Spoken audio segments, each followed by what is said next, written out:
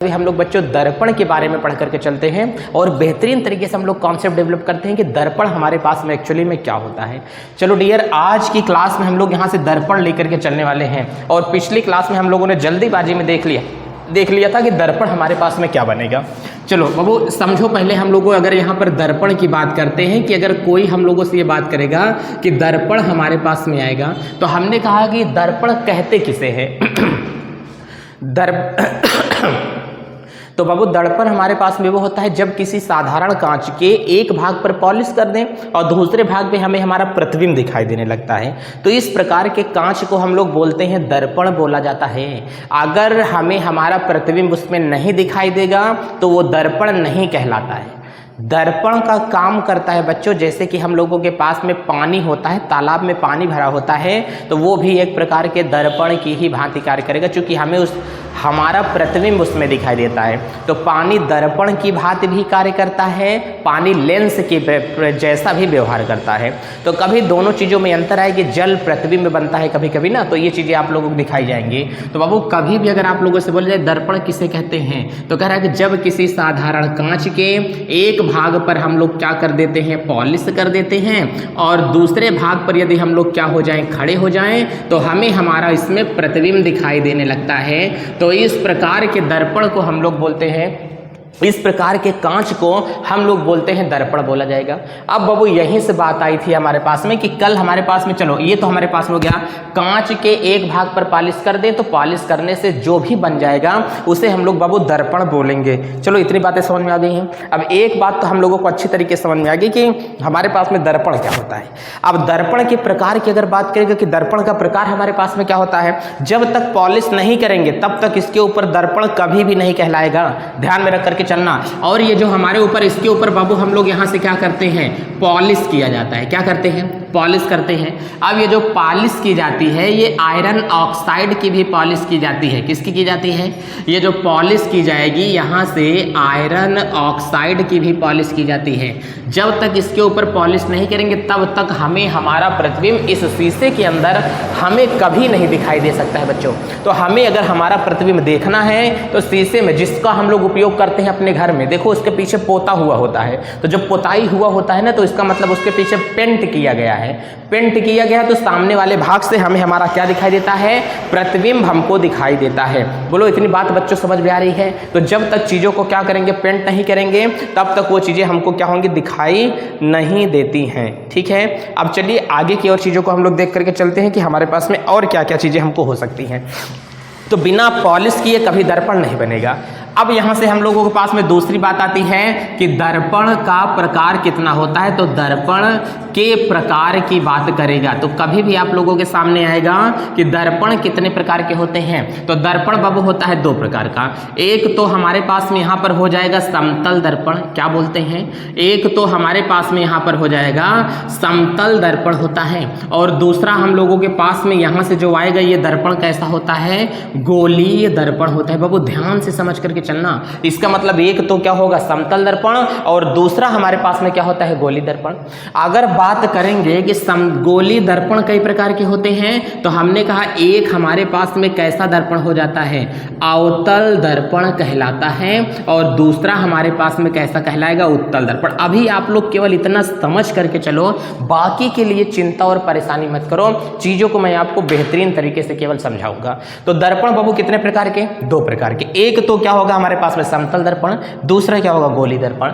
गोली दर्पण कितने प्रकार के होते हैं, दो प्रकार के होते हैं। इनको हम लोग बेहतरीन तरीके से सीख करके चलते हैं कि हमारे पास में एक्चुअली क्या होता है। तो पहले हम लोग देखते हैं कि समतल दर्पण हमारे पास में क्या होगा, इसको हम लोग बढ़िया तरीके से देख करके चलने वाले हैं बच्चों कि समतल दर्पण हमारे पास में क्या होता है।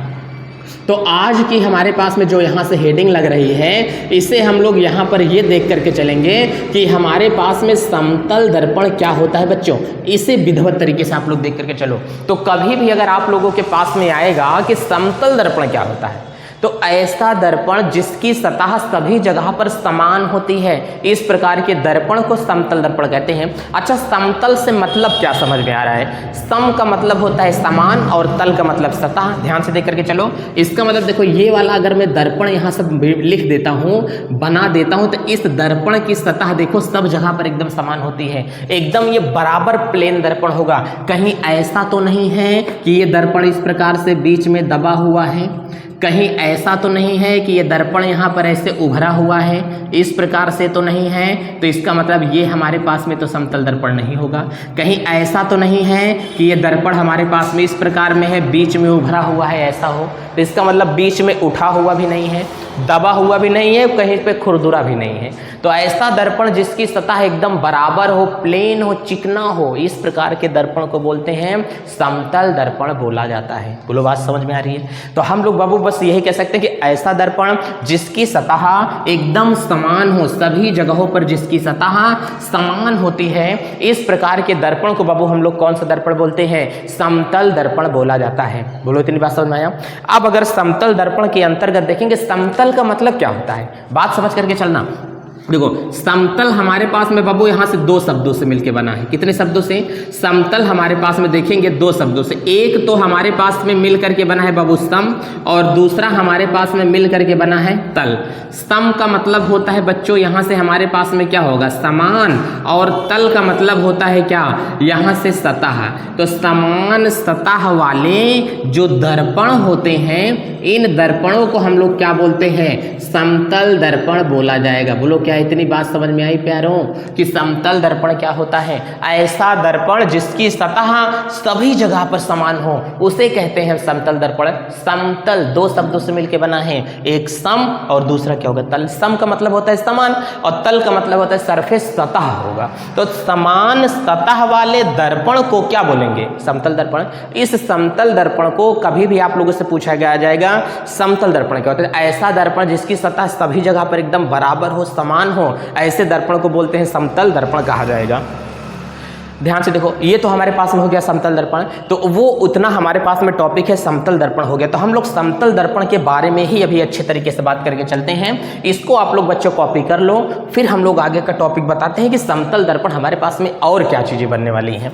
ध्यान से देखो, अब बाबू अगर यहाँ से आएगा कि समतल दर्पण की बात हम लोग करके चलने ही वाले हैं, तो समतल दर्पण में और सारी चीज़ें हमको थोड़ा समझाना पड़ जाएगा ताकि बेस्ट तरीके से चीज़ें हमारे पास में बन सकें। तो बाबू ये समतल दर्पण होगा। समतल दर्पण अगर बात की जाएगी कि समतल दर्पण का उपयोग कहाँ पर किया जाता है, कहाँ कहाँ पर समतल दर्पण का लगाया जाता है, तो एक का पहले हम लोग सीख लेते हैं कि समतल दर्पण का उपयोग कहाँ पर किया जाएगा। पहले देखो ध्यान से, अगर जब कभी भी बात आएगी तो यहाँ पे हम लोग हेडिंग बना लेते हैं। ये हेडिंग हमारे पास में यहाँ से क्या बनेगा बाबू? क्या बनेगा? समतल, और उसके बाद में क्या होगा? दर्पण के उपयोग बनता है। अच्छा देखो, समतल दर्पण का अगर हमारे पास में क्या होगा? उपयोग, तो समतल दर्पण का उपयोग कहाँ पर किया जाएगा? कई जगहों पर समतल दर्पण का उपयोग किया जाता है। एक तो समतल दर्पण का उपयोग हम लोग अपने घरों में करते हैं अपने मुंह को देखने के लिए, तो इसका मतलब समतल दर्पण का उपयोग घरों में किया जाता है, ये भी हो जाएगा। और समतल दर्पण का उपयोग कभी नाई की दुकान में जाते हो तो उसके सामने जो लगा होता है, लड़कियां अपने ब्यूटी पार्लर को देखें, लड़कियां नाई की दुकान में क्या करने के लिए जाएंगे? लो तो ब्यूटी पार्लर में सामने जाते हैं ना बाबू, तो वहाँ पर देखो वो सामने कांच लगा होता है, तो जिसमें मैडम जी आपकी सिखाती हैं सारी चीज़ें, वो क्या होगा? शीशा होता है, सामने वाला कांच होगा। तो इसका मतलब इसका उपयोग हम लोग कहाँ पर करते हैं? घरों में करते हैं। और ये हमारे पास में जो दर्पण होता है कैसा होता है? समतल दर्पण होता है। तो घरों में समतल दर्पण का उपयोग किया जाएगा। और दूसरी बात हमने कहा कि समतल दर्पण को हम लोग देख करके चलते हैं कि समतल दर्पण का उपयोग कहाँ पे किया जाता है। तो समतल दर्पण का उपयोग कहाँ पर किया जाएगा? तो समतल दर्पण का उपयोग यहाँ से दूरदर्शी में भी किया जाता है। किसमें किया जाएगा? दूरदर्शी में भी किया जाता है समतल दर्पण का उपयोग। अभी हाल फिलहाल में ही अयोध्या में राम भगवान का सूर्य तिलक किया गया था। तो सूर्य तिलक किया गया था, तो उसमें सूर्य तिलक हमारे पास में कैसे किया? राम भगवान की ये मूर्ति थी, इनका मस्तक पर सूर्य तिलक करना था, तो यहाँ से सूर्य के प्रकाश की किरणों को समतल दर्पण यहाँ पे क्या किया गया? लगाया गया। सूर्य के प्रकाश की किरण टकरा करके आई सीधा भगवान के मस्तक पर यहाँ पर पड़ गई। तो इसका मतलब इसमें भी किया गया था, सूर्य तिलक में भी इसका उपयोग किया गया था। तो समतल दर्पण का उपयोग वगैरह जो हम लोग करते हैं, ये तो इसका उपयोग कहाँ पर किया जाता है? घरों वगैरह में मुँह को देखने के लिए किया जाता है। और हमने कहा कि इसका उपयोग कहाँ पर किया जाता है, अलमारी वगैरह में इसका उपयोग किया जाता है, खिड़कियों के कांच में इसका उपयोग किया जाता है। घरों में, घर को बनाते समय जो खिड़कियों में कांच लगता है इसका ही उपयोग किया जाता है, ये हमारे पास में लगा होता है। इसका मतलब कह रहे हैं कि इसका उपयोग भवन निर्माण में किया जाता है। किस में किया जाएगा, इसका उपयोग भवन निर्माण में किया जाता है, खिड़कियों में। इसका मतलब हम लोग कह सकते हैं कि खिड़की में इसका इस्तेमाल किया जाएगा। किसका, समतल दर्पण का खिड़की में इस्तेमाल किया जाता है। चलो एक बात तो हमारे पास में ये भी आ गई सरकार कि हमारे पास में ये चीज़ें क्या होंगी, समतल दर्पण की ही चीज़ें होती हैं। ठीक। और दूसरा अगर हम लोगों से पूछेगा कि समतल दर्पण क्या होगा, तो यहाँ से अब ध्यान से देख के चलना। तो दूसरा टॉपिक हमसे यहाँ से पूछेगा कि समतल दर्पण का उपयोग कहाँ पर किया जाता है। तो मुंह देखने के लिए हम लोग घरों में करते हैं, स्कूलों में इसका उपयोग किया जाता है, और यहीं पर कह रहा है कि इसका उपयोग कहाँ पर किया जाता है, ज़्यादातर जहाँ पर भवन निर्माण होते हैं, खिड़कियों के कांच वगैरह होते हैं, यहाँ पर भी इसका इस्तेमाल किया जाएगा।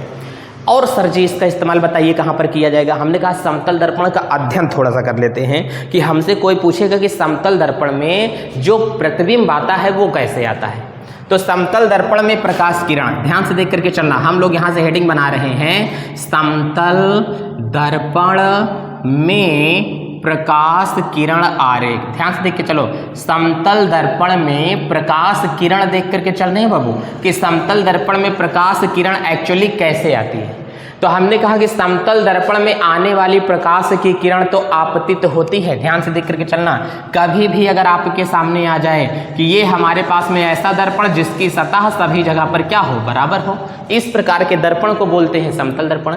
जब इसके सामने अगर कोई प्रकाश की किरण इस प्रकार आ रही है तो परावर्तन के बाद में हम बोलेंगे कि इसके सामने आने वाली जो प्रकाश की किरण होती है यहाँ से टकरा करके ये किरण इधर लौट जाएगी। इसका मतलब ये आने वाली प्रकाश की किरण हमारे पास, मेरे ध्यान से देख करके चलो, आने वाली प्रकाश की किरण टकरा करके ये किरण क्या हुई, लौट आई। तो इसे हम लोग बोलेंगे आपतित किरण। क्या बोलेंगे, आपतित किरण बोला जाएगा। अब बताओ मतलब समतल दर्पण में कोई प्रकाश की किरण जितने डिग्री के कोण पर आपतित होती है उतने डिग्री के कोण पर परावर्तित हो जाएगी। ये रूल कॉन्सेप्ट मैंने आपको पढ़ाया है, परावर्तन के नियम में मैंने आपको पढ़ाया था। अगर मैं आपको कोई समतल दर्पण यहाँ पर दे देता हूँ कि अगर यहाँ पर एक मैंने समतल दर्पण दे करके आप लोगों को रखा है तो कह रहा है कि कोई प्रकाश की किरण मैं इतने डिग्री पर झुका करके लाता हूँ तो परावर्तन के बाद भी ये इतने डिग्री पर झुक करके चली जाएगी। कोई किरण मैं अगर इतने डिग्री पर लाता हूं तो परावर्तन के बाद में ये किरण इतने डिग्री पर ये झुक करके चली जाएगी। तो ये कैसा दर्पण होगा, समतल दर्पण। अगर कोई प्रकाश की किरण मैं लंबवत लाता हूं तो परावर्तन के बाद में ये किरण कैसी चली जाती है, आई और टकरा करके चली गई। तो ये दर्पण होता है समतल। बात समझ में आ रहा है ना। तो समतल दर्पण क्या होगा, ऐसा दर्पण जिसकी सतह सभी जगह पर समान होगी। इस प्रकार के दर्पण को बोलेंगे समतल दर्पण कहा जाता है। चलो एक बात और देखते हैं। अब हमने कहा कि समतल दर्पण में प्रकाश किरण आ गई कि जितने डिग्री पर कोई प्रकाश की किरण आती है उतने डिग्री पर प्रकाश की किरण क्या होती है, परावर्तित हो जाती है। किस दर्पण में, समतल दर्पण में प्रकाश किरण परावर्तित हो जाएगी। बोलो इतनी बात समझ में आ रही बच्चों। तो हम लोग ये कह सकते हैं कि समतल दर्पण में प्रकाश किरणें क्या होती हैं, परावर्तित हो जाएंगी। चलो एक बात हो गई, ठीक है। अब हमने कहा कि कभी भी अगर तुमसे कोई चीज कुछ पूछेगा कि समतल दर्पण में प्रकाश कैसे आता है तो ध्यान से देख करके चलना। समतल दर्पण में कभी भी बाबू तुम प्रकाश खींचा करो, ध्यान से देखो, कभी भी प्रकाश खींचा करो तो एक प्रकाश की किरण ये जो ऐसे आ रही है इसी के पीछे एक खींच दिया करो कि ये तुम्हारे पास में क्या होगी, आभासी किरण। कैसी किरण होगी, आभासी किरण। क्योंकि समतल दर्पण में प्रकाश की किरणें ये वास्तविक होती हैं, ये क्या होती हैं, आभासी होती है। यहाँ से टकरा करके ये लौट आई तो इसी के सामने एक प्रकाश की किरण और खींच दो कि ये किरण हमारे पास में कौन सी है, आभासी किरण। आपको ये दर्शाने लगेगी कि ये किरणें हमारे पास में कैसी थी, आभासी प्रकाश की किरण थी। बोलो इतनी बात समझ में आ रहा है। तो ये आभासी किरण होगी।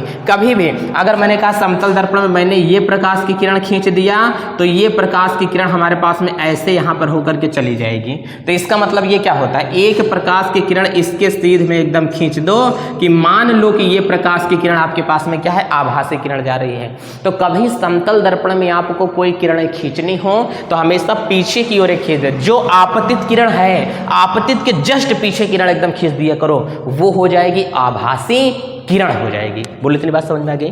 तो समतल दर्पण में प्रकाश किरण आरेख यही है कि जितने डिग्री पर प्रकाश की किरण आएगी उतने डिग्री पर प्रकाश की किरण परावर्तित हो जाती है। यही होगा हमारे पास में समतल दर्पण। ठीक, तो ये हम लोग समझ सकते हैं कि जितने डिग्री पर प्रकाश की किरणें आएंगी उतनी डिग्री पर प्रकाश की किरणें क्या होती हैं, परावर्तित होकर के चली जाएंगे। लेकिन कभी कभी ऐसा नहीं हो पाता है, हर केसेस में ऐसा नहीं हो पाएगा। मान लो अगर मैंने एक समतल दर्पण दे दिया तुमको, यहाँ से मैं इसको थोड़ा बांट लूंगा, नीचे आप लोगों को समझ में आ रहा होगा। अगर ये प्रकाश की किरण मैं ऐसा मार दिया समतल दर्पण, ध्यान से देख करके चलो, अगर इस पर मैंने ये दे दिया तो ये किरण यहाँ से ये निकल जाती है। आप बताओ अगर यहाँ से हम लोग डाल देंगे अभिलंब, ये कोण तो क्या होगा, बराबर होगा, लेकिन यहाँ का कोण आपस में बराबर नहीं होगा, तो ये कंडीशन लागू नहीं करेगी। ये सब तो अप्लाई होंगी लेकिन ये चीज़ें अप्लाई नहीं होंगी, तो इसको अभी हम लोग थोड़ी देर बाद ये चीज़ें क्लियर कर लेंगे अच्छे से। तो समतल दर्पण में ये हो गया प्रकाश किरण और ये हो गया हमारे पास में समतल दर्पण। अब अगर हम लोगों से पूछेगा कि समतल दर्पण में प्रतिबिंब कैसा बनता है, तो कभी अगर तुमसे कोई पूछेगा कि समतल दर्पण में प्रतिबिंब कैसा बनेगा, तो समतल दर्पण में जो बनने वाला बाबू प्रतिबिंब होता है ना, वो हमेशा आभासी होगा। कभी तुमसे कोई पूछेगा तो हम लोग अब हेडिंग बनाते हैं समतल दर्पण में बनने वाले प्रतिबिंब। जल्दी से हेडिंग आप लोग बना लो कि समतल दर्पण में किस प्रकार का प्रतिबिंब बन करके जाएगा, ताकि उसको हम लोग बढ़िया तरीके से देख सकें कि समतल दर्पण में बनने वाले प्रतिबिंब। चलो बाबू, अब बिना देरी किए हम लोग देख लेते हैं कि समतल दर्पण में कौन कौन से प्रकार के प्रतिबिंब हमारे पास में बन सकते हैं। चलिए, तो क्या होगा, समतल दर्पण में बनने वाले प्रतिबिंब के हमारे पास में कैसा प्रतिबिंब बनेगा, एक तो आप लोग नोट करके लिख लेना। ठीक है, तो ये हेडिंग हमारे पास में यहाँ से लग रही है कि समतल और उसके बाद में क्या होगा, दर्पण में बनने वाले प्रतिबिंब। बनने वाले प्रतिबिंब हम लोग देख करके चलेंगे कि समतल दर्पण में बनने वाला प्रतिबिंब कैसे बन सकता है। अब समतल दर्पण में अगर प्रतिबिंब की बात कही जाएगी कि कैसा प्रतिबिंब बनेगा, तो हमने कहा नोट करके लिखना कि समतल दर्पण में सदैव प्रतिबिंब जो बनता है वस्तु के बराबर बनेगा। एक हमने यहाँ पर समतल दर्पण मान लिया, ध्यान से देख करके चलो।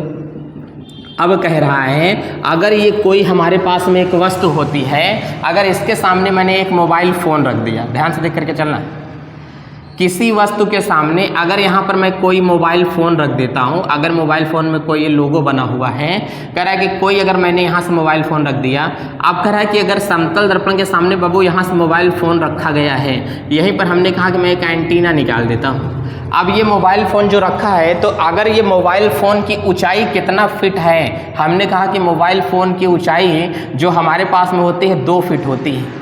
अगर मोबाइल फ़ोन की ऊंचाई 2 फीट हमको यहाँ से दे रही है, ठीक, तो मोबाइल फ़ोन की ऊंचाई अगर यहाँ से 2 फीट है, तो इसका जो कितनी दूरी पर रखी थी, 10 सेंटीमीटर की दूरी पर। कितनी दूरी पर, एक समतल दर्पण के सामने किसी वस्तु को 10 सेंटीमीटर की दूरी पर रख दिया जाए, एक ही प्रतिबिंब वो उतनी दूरी जा करके बनेगा। जितनी बड़ी क्या होगी वस्तु होगी, उतना बड़ा इसका क्या बनेगा, प्रतिबिंब बनेगा। उतना ही बड़ा क्या बनता है, प्रतिबिंब इसका बनेगा। और प्रतिबिंब हमेशा क्या बनता है, वस्तु के बराबर बनेगा। ध्यान से देख करके चलना, प्रतिबिंब कैसा बनेगा, वस्तु के बराबर इसके अंदर प्रतिबिंब बन करके जाएगा। अब हमने कहा कि जितनी बड़ी वस्तु उतना बड़ा बच्चों क्या बन गया है, प्रतिबिंब बन गया है। बोलो इतनी बात समझ में आ गई। तो प्रतिबिंब भी कितना सेंटीमीटर की दूरी पर रखा गया है, 10 सेंटीमीटर की दूरी पर रखा गया है। प्रतिबिंब की ऊंचाई कितना रखी गई है, 2 फीट प्रतिबिंब की ऊंचाई रखी गई है। बोलो बात समझ में आ रहा है। तो समतल दर्पण में बनने वाला प्रतिबिंब कैसा होता है, हमने कहा ये वास्तविक है, लेकिन ये जो इसके पीछे प्रतिबिंब बनेगा ये आभासी प्रतिबिंब बनेगा। बच्चों कैसा बनेगा, आभासी प्रतिबिंब बन जाता है। तो समतल दर्पण में जो बनने वाला प्रतिबिंब होगा आभासी नहीं, वास्तविक नहीं होगा। ये प्रतिबिंब कैसा बनता है, आभासी प्रतिबिंब बनता है। इसका मतलब हम लोगों को शीशे में जो अपना प्रतिबिंब दिखाई देता है वो आभासी होता है, वास्तविक नहीं होता है। और ये हमारे पास में कैसा होगा, वस्तु रखी होगी, ये वस्तु का क्या होगा, प्रतिबिंब होगा। तो समतल दर्पण में बनने वाला प्रतिबिंब कैसा बना है, सीधा बना है कि उल्टा, कहें सर सीधा बना है। तो एक जवाब आ जाता है कि समतल दर्पण में बनने वाला प्रतिबिंब हमेशा कैसा होता है, सीधा प्रतिबिंब बनता है। समतल दर्पण में बनने वाला प्रतिबिंब सदैव वस्तु के बराबर, जितनी बड़ी वस्तु उतना बड़ा प्रतिबिंब बना हुआ है। तो हमने कहा कि समतल दर्पण में बनने वाला प्रतिबिंब वस्तु के बराबर बनता है। और हमने कहा तीसरा वाला कि समतल दर्पण में बनने वाला प्रतिबिंब वस्तु से बड़ा होता है कि छोटा, तो कहें सर बराबर होता है। आभासी होता है कि वास्तविक, तो कह रहे हैं कि समतल दर्पण में बनने वाला जो प्रतिबिंब होता है ये प्रतिबिंब कैसा होता है? आभासी प्रतिबिंब होता है। कैसा होगा? आभासी। तो कभी अगर आपसे पूछे कि समतल दर्पण में जो बनने वाले प्रतिबिंब होते हैं वो प्रतिबिंब आभासी होते हैं कि वास्तविक होते हैं, तो जवाब क्या आना चाहिए कि समतल दर्पण में बनने वाला प्रतिबिंब हमेशा आभासी प्रतिबिंब बनेगा। कभी सिसवा लेकर के देखते हैं ना तो उसमें हम लोगों को आभासी प्रतिबिंब दिखाई देता है, वो वास्तविक नहीं है। आभास हो रहा है कि हम लोग दर्पण में बैठे हुए हैं। नाई की दुकान पर जाते हो तो तुम चाट दिखाई देते हो, क्या चाट तुम वास्तव में हो? नहीं ना, वो तुम्हारा आभासी प्रतिबिंब है। सर एकदम क्लियर दिखाई देता है? हाँ बाबू, एकदम क्लियर प्रतिबिंब, तो सच बोलता है। दर्पण कभी झूठ नहीं बोलता है। ठीक है, हमने कहा कि दर्पण कभी सच नहीं बोलता, दर्पण हमेशा झूठ बोलता है। ये तुमको देखो, दर्पण सीधा तो प्रतिबिंब बता रहे हैं, लेकिन दर्पण हमेशा लेफ्ट का राइट दिखाता है, लेकिन लोगों को दिखता नहीं है। लेफ्ट का राइट दिखाते हैं। आपका ये राइट हाथ तो शीशम उठाएगा लेफ्ट हाथ, आप उठाओगे लेफ्ट हाथ तो शीशम उठाएगा राइट हाथ। इसका मतलब जो सामने का विस्थापन होता है लेफ्ट का राइट, उसे पार्श्व विस्थापन कहते हैं। तो शीशा में बनने वाला प्रतिबिंब पार्श्व विस्थापित प्रतिबिंब होता है। इतने सब को अगर हम लोग मिला देंगे तो हमेशा प्रतिबिंब कैसा बनेगा? पार्श्व विस्थापित प्रतिबिंब बनेगा, क्योंकि उसमें हमेशा लेफ्ट का राइट। इसमें एंटीना देखो हमने राइट साइड लगाया, लेकिन इसमें एंटीना देखो लेफ्ट साइड दिखाई दे रहा है। तो इसमें जो बनने वाला हमारे पास में प्रतिबिंब होता है वो प्रतिबिंब कैसा दिखाई देता है? तो कह रहे हैं कि पार्श्व विस्थापित प्रतिबिंब होता है। तो कभी कोई अगर तुमको बोल देता है कि पार्श्व विस्थापन प्रतिबिंब क्या होता है, क्या बोलेगा? पार्श्व विस्थापन प्रतिबिंब किसे कहते हैं? तो पार्श्व विस्थापन जो प्रतिबिंब होता है वो पार्श्व विस्थापन प्रतिबिंब ऐसा प्रतिबिंब जो समतल दर्पण में बना हो और लेफ्ट राइट में परिवर्तन हुआ हो, उसे क्या बोलते हैं? समतल दर्पण। इसका मतलब दाएं और बाएं भाग में क्या हो जाता है? दाएं और बाएं भाग में क्या हो जाता है? परिवर्तन हो जाता है। दाएं और बाएं भाग में परिवर्तन हो जाएगा। इस प्रकार के प्रतिबिंब को हम लोग कैसा बोलते हैं? पार्श्व विस्थापित प्रतिबिंब कहा जाता है। बोलो बात समझ में आया? कभी शीशा में सामने खड़े होते हैं तो हमारा ये लेफ्ट उसमें दिखेगा राइट, और राइट वाला दिखेगा उसमें कैसा होगा? लेफ्ट होगा। इसका मतलब वो प्रतिबिंब कैसा होता है? पार्श्व विस्थापित प्रतिबिंब होगा। ये बात हुई हमारे पास में समतल दर्पण। अब समतल दर्पण से कुछ इंपॉर्टेंट चीजें निकल करके आती हैं। इस इंपॉर्टेंट चीजों को हम लोग देख करके चलते हैं और इसे बढ़िया से अच्छा खासा समझ के चलना कि इंपॉर्टेंट क्या होगा। इंपॉर्टेंट नंबर 1, समतल दर्पण में बनने वाला जो प्रतिबिंब होता है, बोलो बाबू क्या होता है? समतल दर्पण में जो बनने वाला प्रतिबिंब होता है वो प्रतिबिंब हमारे पास में हमेशा कैसा होगा? आभासी प्रतिबिंब होता है।